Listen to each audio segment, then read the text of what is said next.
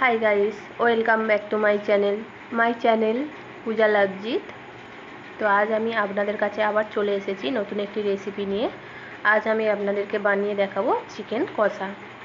এই চিকেন কষাটি রুটি, পরোটা এবং ভাত, পোলাও যে কোনো কিছু দিয়ে খেতে খুবই ভালো লাগবে। তো চলুন দেখে নেওয়া যাক। তো আমি ফার্স্ট গ্যাসটা জ্বালিয়ে গ্যাসের মধ্যে কড়াই বসিয়ে নিয়েছি। কড়াইটা আমার গরম হয়ে গেছে। এবার আমি কড়াইতে হোয়াইট অয়েল দিয়ে দেবো। তো আমি এখানে তেলটা গরম করতে দিয়ে দিয়েছি। এখানে আমি চিকেনগুলো নিয়েছি। দেখুন, চিকেনগুলো আমি ভালোভাবে ধুয়ে পরিষ্কার করে জল ঝরিয়ে রেখে দিয়েছি। তো আমি চিকেনের মধ্যে অল্প একটু নুন আর একটু হলুদ গুঁড়ো দিয়ে ভালোভাবে মাখিয়ে নেব চিকেনের গায়ে নুন হলুদটা। দেখুন, আমি এখানে হাত দিয়ে ভালোভাবে মেখে নিচ্ছি। তো এই চিকেনগুলো নুন হলুদ দিয়ে মেখে কিছুক্ষণ রেখে দেব। আর তার আগে আমি কড়াইতে তেল বসিয়ে দিয়েছিলাম। তো তেলের মধ্যে আলুগুলো দিয়ে আমরা ভালো করে ভাজা করে নেব আলুগুলো। তো দেখুন, আমি পরপর আলুগুলো দিয়ে দিচ্ছি। দিয়ে আমরা আলুগুলো ভালো করে লাল লাল করে ভেজে নেব।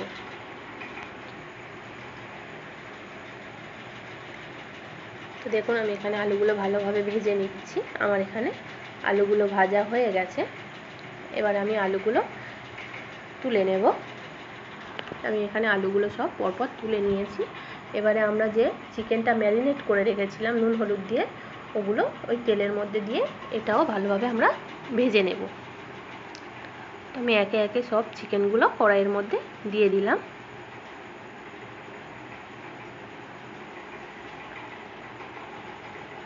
ভালোভাবে এগুলো আমরা ভেজে নেব। তো দেখুন, আমি এখানে ভালোভাবে উল্টে পাল্টে ভেজে নিচ্ছি। তো আমার এখানে ভাজা হয়ে গেছে। এবার আমরা এগুলো তুলে নেব। নিয়ে এবারে আমাদের কড়াইতে যে তেল আছে, আমরা আর এক্সট্রা তেল দেব না। ওই তেলের মধ্যে দুটো তেজপাতা নিয়ে ফোড়নে দিয়ে দেব। দিয়ে আমরা হালকা ভাজা করে নেব। গ্যাসটা লো ফ্লেমে রাখবো এই সময়। তো দেখুন, আমি তেজপাতা দিয়ে ভালোভাবে নাড়াচাড়া করে নিচ্ছি।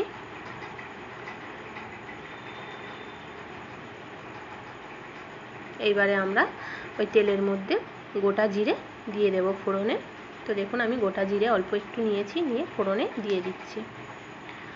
জিরেটা দিয়েও আমরা হালকা নাড়াচাড়া করে নেব।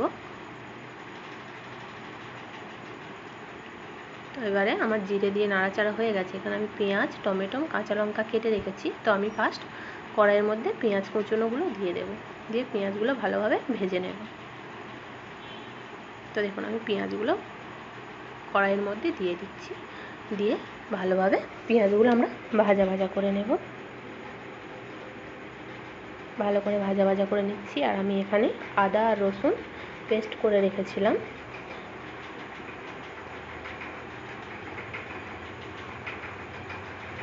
তো আমার এখানে দেখুন পেঁয়াজগুলো ভাজা হয়ে গেছে। বেশি ভাজবো না। তো এখানে পেঁয়াজ ভাজা হয়ে গেছে। এবার আমরা পেঁয়াজের মধ্যে টমেটো কুচিগুলো দিয়ে দেব। দিয়ে কিছুক্ষণ নাড়াচাড়া করার পরে আমার আদা রসুনের পেস্ট করা ছিল, সেই আদা রসুনের পেস্টটা আমরা দিয়ে ভালোভাবে কষিয়ে নেব, যাতে কাঁচা গন্ধটা না থাকে। আমি এখানে আদা রসুনের পেস্টটা দিয়ে ভালোভাবে কষিয়ে নিচ্ছি। দেখুন, আমার এখানে আদা রসুনের পেস্ট দিয়ে কষানো হয়ে গেছে। এবারে আমরা কড়াইয়ের মধ্যে হলুদ গুঁড়ো, লঙ্কার গুঁড়ো আর নুন আমরা এখানে দিয়ে দেব। দিয়ে ভালোভাবে কষিয়ে নেব। এখানে জিরে গুঁড়ো দিচ্ছি আর ধনে গুঁড়ো দিচ্ছি। দিয়ে আমরা ভালোভাবে কষিয়ে নেব। দেখুন, আমার মশলা থেকে তেল ছেড়ে দিয়েছে। দেখুন কত সুন্দর কালারটা এসেছে। আমার মশলা থেকে তেল ছেড়ে দিয়েছে। এবারে আমরা যে ভেজে রেখেছিলাম আলু আর মাংসগুলো, সেই আলু আর মাংস কড়াইতে দিয়ে আমরা ভালোভাবে কষিয়ে নেব। তো দেখুন, আমি এখানে ভালোভাবে মশলাটার সঙ্গে চিকেন আর আলু কষিয়ে নিচ্ছি।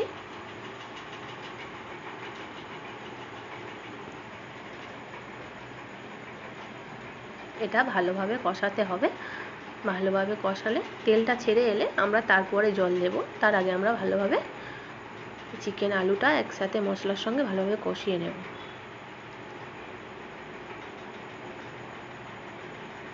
তো দেখুন আমি কষিয়ে নিচ্ছি। তো আমার এখানে তেল ছেড়ে দিয়েছে। এইবারে আমরা এটার মধ্যে জল দিয়ে দেব। তো তার আগে আমি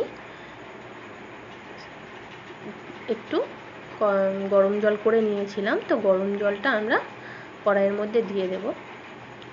চিকেনে সবসময় গরম জলটা দিলে টেস্ট সুন্দর আসে, কাঁচা জলটা দিলে একটু অন্যরকম টেস্ট হয়। তো যতটা পারবেন একটু গরম জল নিয়ে দিতে। তো আমার এখানে কষানো হয়ে গেছে, জল দিয়ে দিয়েছি।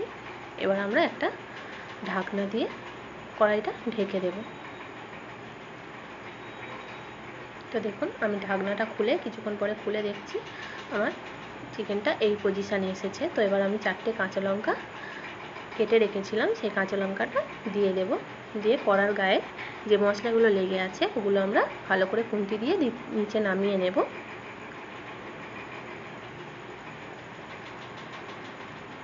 এবারে আমরা একটু অল্প গরম মশলা দেব, দিয়ে আমরা ভালোভাবে গরম মশলাটা মিক্সড করে নেব। এবারে আমি ধনেপাতা কুচিয়ে রেখেছিলাম, অল্প পরিমাণে ধনেপাতা আমি ছড়িয়ে দেব, দিয়ে ভালোভাবে মিক্সড করে নেব। দেখুন আমাদের এখানে চিকেন অলরেডি রেডি হয়ে গেছে।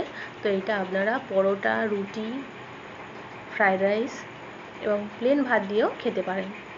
তো এটা খেতে খুবই সুস্বাদু হয়। তো ভিডিওটি ভালো লাগলে লাইক অ্যান্ড সাবস্ক্রাইব করবেন। দেখুন আমার এখানে চিকেন কষা প্রায় রেডি। দেখুন কালারটা কত সুন্দর এসেছে বন্ধুরা।